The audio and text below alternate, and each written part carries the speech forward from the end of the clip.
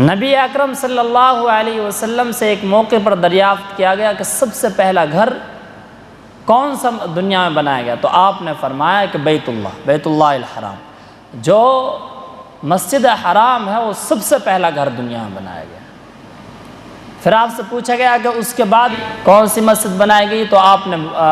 بیان فرمایا کہ اس کے بعد مسجد اقصی بنائی گئی۔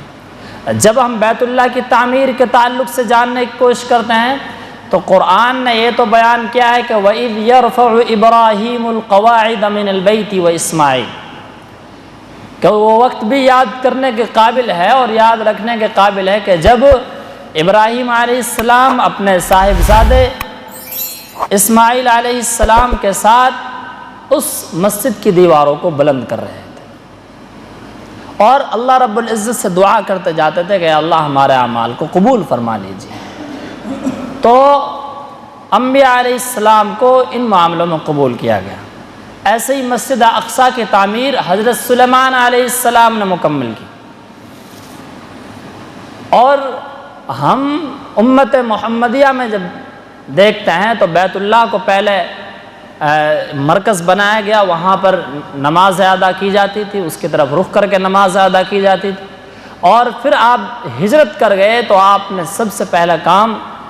مدینہ سے پہلے ہی جس مقام پر آپ نے تھوڑا سا نزول کیا، آپ ٹھہرے وہاں پر، سب سے پہلے آپ نے مسجد وہاں بنائی،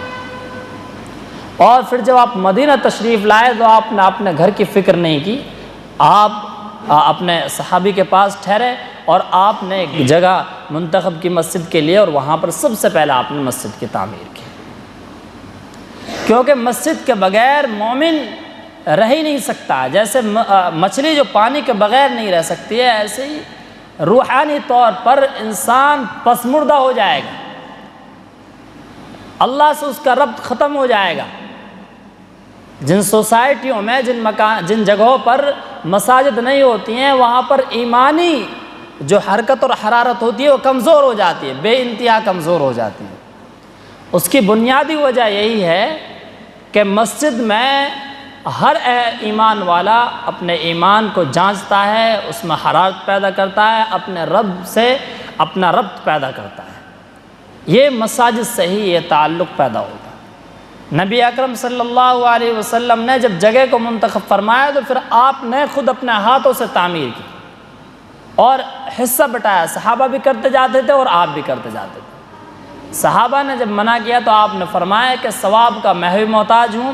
اللہ رب العزت انصاریوں پر رحم فرمائے اور مہاجرین پر رحم فرمائے،